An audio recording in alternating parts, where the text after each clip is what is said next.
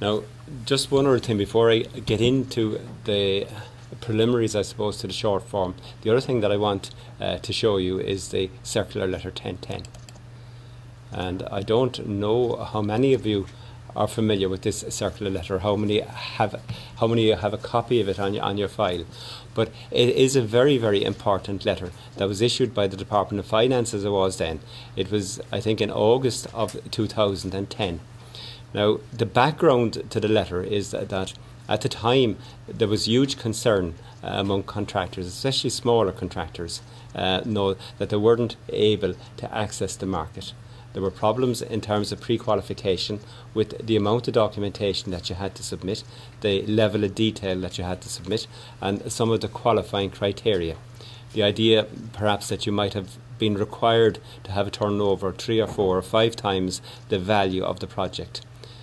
These issues were raised by the CIF and by others, I have to say, with the department at the time, and a move was made to try and simplify public procurement, to simplify pre-qualification, and to try and, I suppose, regulate to some extent the minimum requirements that are required to be able to bid for public sector jobs.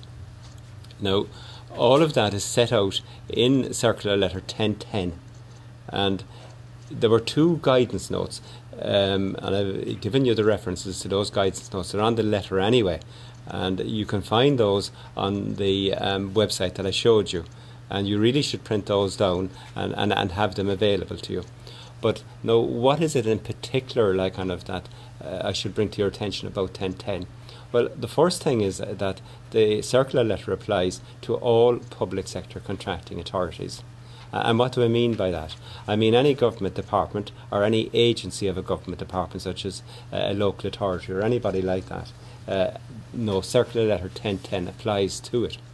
It also applies to any private project where the funding is coming from the state to a greater extent than 50%. So if, say for instance, the GA were building some sort of a football pitch and they had a grant of greater than 50% from the state, they would be subject to 1010 and indeed to all of the other public sector procurement rules. And it's good to know that.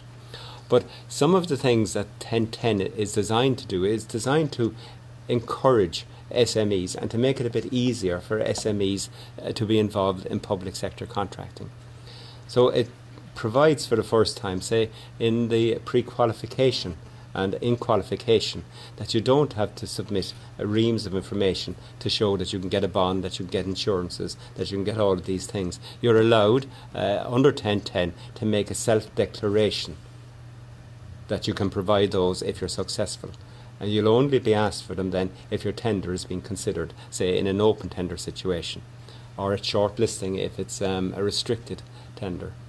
It used to be that in building, no, the normal multiple of a project for turnover was maybe 3 or 2.5. Nobody would complain, I suppose, if it was 2.5 or less. It's clarified in 1010 that the multiple should be 0.75, between the range of 0.75 and 1.5. So that's much more attainable. So, you know, then, what I find as well too is that when contracting authorities go wrong, and they do go wrong, and they go wrong, you know, because they have some sort of bespoke pre-qualification system that they've invented themselves, or because they have very high multiples of turnover requirement, or because they have something else. When they go wrong, if you're able to quote chapter and verse from 1010 and the guidance notes that go with it, the vast probability is that they will change and do it right. And they go wrong, I suppose, in many instances, not because they want to be wrong, but simply because they don't know any better. This course today isn't really about qualification and pre-qualification, but I do need just to mention it to you, because one of the things that you will find about Circular 1010 is that it provides that all projects of a value of 250,000 or less must be open tendered. There's no sort of two ways about that. Any project with a value of 250,000 or less must be open tendered. Now, a lot of contractors will think that's not a great idea. Many contractors too will say, well, we'd rather be open tendering, than not tendering at all, and at least we have a go. But if a project is open tendered, that's not to say that anybody can tender, and that's not the case. If a project is open tender, it's open to those who meet with certain minimum standards. And those standards have to be set out in the notice, and you satisfy those standards by filling in the suitability assessment questionnaire. So that when you're submitting an open tender, there'll normally be two parts to it. There'll be the tender itself, and there'll be the assessment questionnaire. And you have to be able to demonstrate in the assessment questionnaire that you met all of the qualifying requirements.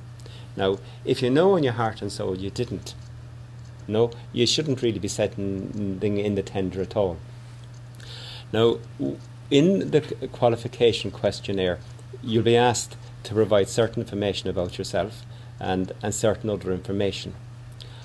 But you ought to be able to do that on a self-declaration form.